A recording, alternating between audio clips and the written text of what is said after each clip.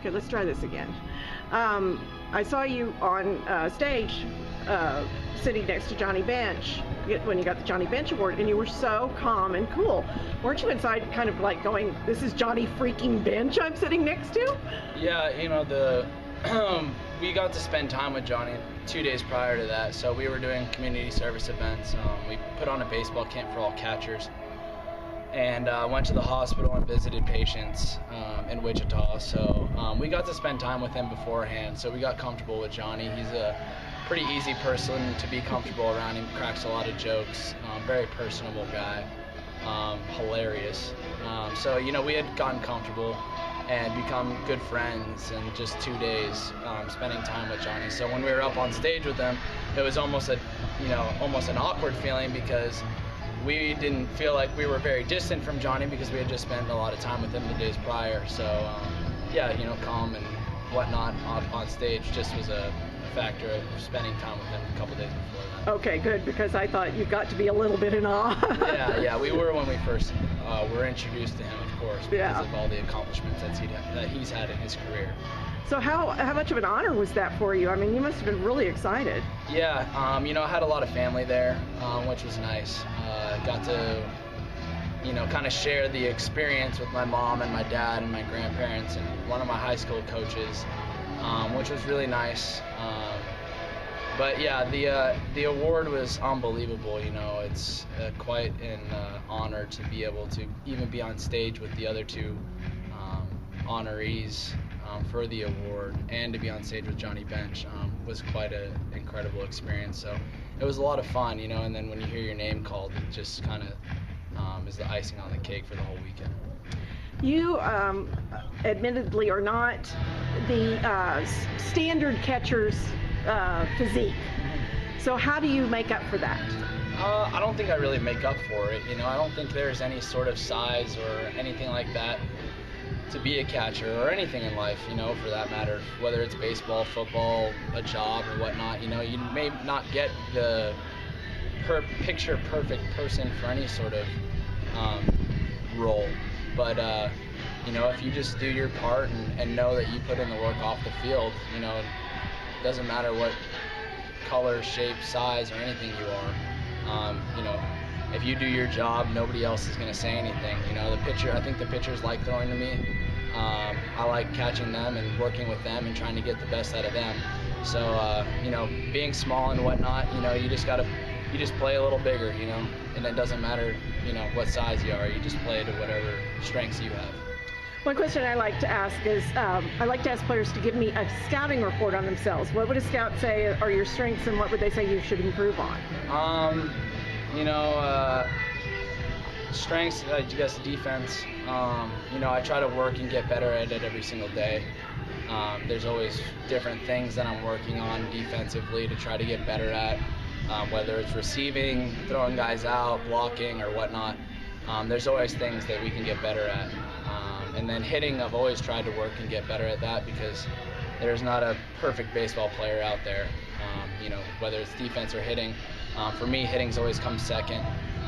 These last 2 years, I've really put in a lot of time to trying to get to learn the philosophy of hitting, approach at the plate, you know, just different things about your swing and the best position to be in and whatnot.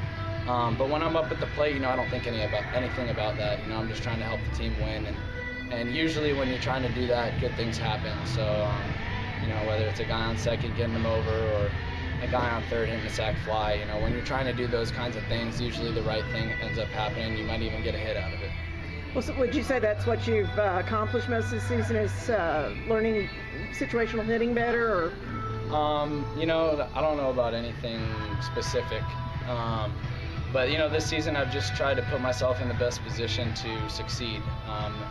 And I've been doing, you know, a pretty good job of that now, but there's been plenty of situations where I should have done it better. So, you know, I just go back and think about those situations and what I should have done differently and what I did then, what was going through my head, and just try to learn from it. You know, every day you're out here, that's what minor league baseball is about, is learning. And even I'm sure the guys at the big league level will tell you they try to learn something new every single day. So Ramon has done a great job with us, and with D-Rob, and even Bernsey for me, you know, being a catcher, understanding the pitchers that you're going to face that day, And then Ramon's great situational manager. You know, he helps me in all kinds of situations. Yesterday I made a base running error that, you know, people in the stands or on the team might not even notice, but Ramon came up to me and said, you know, you could have done this a little bit better. You didn't do anything wrong, but you could have done this better. And, you know, those are the kind of things you want to hear just to get better as a baseball player. That's great. What do you feel like you need to accomplish to get to the next level developmentally? I have no idea. You know, I don't make those decisions. So I don't ever think about that kind of stuff. You know, it obviously pops into everybody's head about getting to the next level, you know, AA, AAA, big leagues and whatnot. But, you know, I try not to think about it. And, you know, for the most part, I don't. You know, you don't have any control over that kind of stuff. So if I can play the best defense that I possibly can and hit the best that I possibly can, and if we win down here, then, you know, those kinds of things will end up just falling into place. Well, I'm not going to ask you this because it'd be like asking you your favorite child, but who's a fun pitcher to catch? You know, I like Scott Weathersby. You know, he grinds out there. He's a competitor. You know, I think he's a lot like me in a way. You know, you look at him out on the mound, and he's not a very big guy. He doesn't throw the ball more than 90 miles an hour. His breaking stuff isn't outstanding. But, you know, he competes out there, and he's always thinking while he's on the mound, and he's thinking with me, and I'm thinking with him. And, you know, you don't see that kind of stuff in the stands. But we each other know that we're grinding out every single at-bat just to get an out. And he's just one of the best competitors on our team, and I think the rest of the pitching staff would agree with me on that too. It's fun to watch him work out there, you know, and when he doesn't do the best job, he doesn't get discouraged. You know, he does exactly what everyone else should do, is just learn from it and move on, and you know, he goes back out there the next inning and learns from it and just does better the next inning. So it's fun to work with him as a pitcher. Cool. What pitcher would you least like to face in the batter's box that's in this system? That's in our system? Yeah. Sheesh. I don't even know. I can't even. It'd probably be some lefty, but we don't have very many lefties in our system. That's true. But from the big league level, I would hate to face Chris Sale. A fastball coming out from behind me and his slider would be disgusting. I don't even know what I would do up at the plate facing him. But yeah, I don't know about our system. One thing that impressed me with you when I saw you last year in Quad Cities was your work ethic, because you were out like 20-30 minutes before the pitcher came out, getting ready for the game. Yeah. What's your pre-game work ritual? You know, I always come out early just to get myself acclimated to whatever the temperature is outside, really. And then I go through a stretch routine just to be as loose as possible behind the plate. It's kind of one of the reasons why I catch well, is because, you know, I get down low for the pitchers, give them a good target. So I really just come out early to get a nice stretch in to make sure that I'm ready for the pitcher, because my job back there is to make the pitcher better.